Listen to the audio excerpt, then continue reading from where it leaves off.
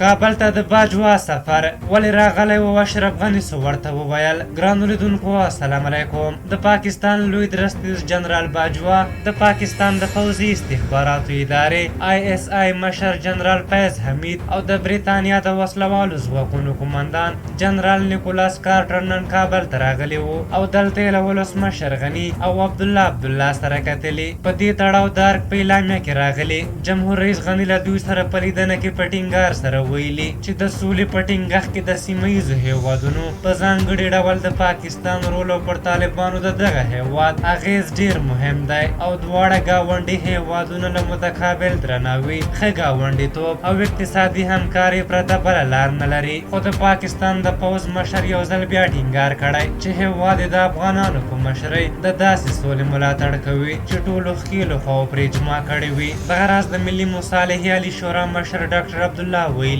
له جنرال باجوا سره خپله کتنه کې نوموړي ته ویلي چې طالبانو د سولې په برخه کې په لاس راغلي فرصت څخه ښه ګټه پورته نه کړه. په هر حال د بریتانیا د پوځ د مشر او باجوا د ګډ سفر په اړه ویل کیږي چې د برتانیا په منځګړیتوب د افغانستان او پاکستان ترمنځ د ستونزې د هواري هڅې پیل شوې. څو میاشتې مخکې د پاکستان او بریتانیا د پوځ مشرانو په بحرین کې له افغان پلاوي سره دوه ځلې لیدنې کتنې کړې. یاد دې وي چې بریتانیا په پاکستان پوره نفوذ لري. په هر حال جنرال باجوا او د ISI مشر داسې مهال کابل ته سفر کوي چې په دې وروستیو کې افغان چارواکو یو ځل بیا پر پاکستان نیوکې ډېرې کړې او دا هیواد د طالبانو په ملاتړ تورن کړی او ولسمشر غني وروستیو کې پاکستان ته ښکاره ویلي وو چې دښمني او دوستي کې دې یو انتخاب وکړي چې دوستي کوي او که دښمني، او ویلي وو که افغانستان نامنوي پاکستان به هم امن نشي. په هر حال تاسو د دغې موضوع په اړه څه نظر لرئ؟ خپل نظرونه هم راته په کومنټ کې ولیکئ. که زموږ ویډیو مو خوښه شوې وي